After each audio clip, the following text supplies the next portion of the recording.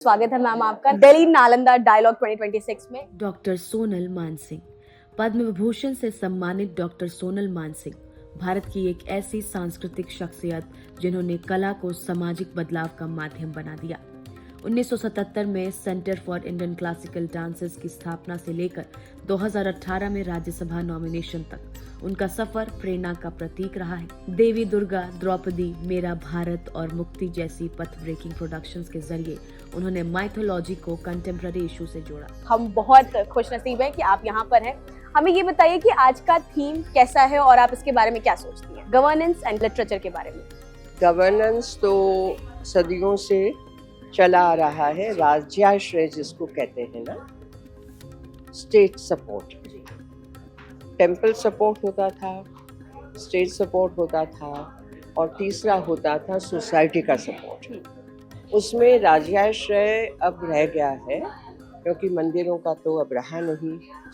तो state governance का वही मेरे दिमाग में आता है अर्थ के गवर्नेंस यदि अच्छी हो, गवर्नेंस जो कर रहे हैं पॉलिसी मेकर्स हैं वो मैच्योर हो, वाइज हो, यानी बुद्धिमता, जिनको भारतवर्ष के लिए गर्व है, भारत की विचार परंपरा, बौद्धिक परंपरा के लिए जानकारी है, ऐसे लोग गवर्नेंस में बैठे होते हैं तो फायदा बहुत होता है। तो आज लगता है कि ऐसे लोग बैठे हैं और तभी सपोर्ट मिलता है कि ऐसा जो भव्य एक आयोजन हो रहा है, पिछले वर्ष भी हुआ, अब वो चलता रहेगा, तो तभी पॉसिबल होता है कि जब गवर्नेंस सही हो, गवर्नेंस का सपोर्ट हो और समाज को और देश को उन्नति पे ले जाए।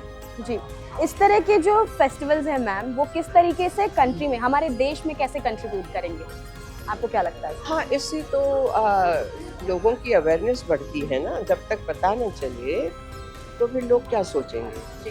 तो ये दोनों प्रचार का काम करता है, प्रसार का काम करता है, जानकारी देते हैं और तीसरी चौथी बात सबसे बड़ी कि लोगों के मन में एक उत्साह जगाते हैं और जानने के लिए।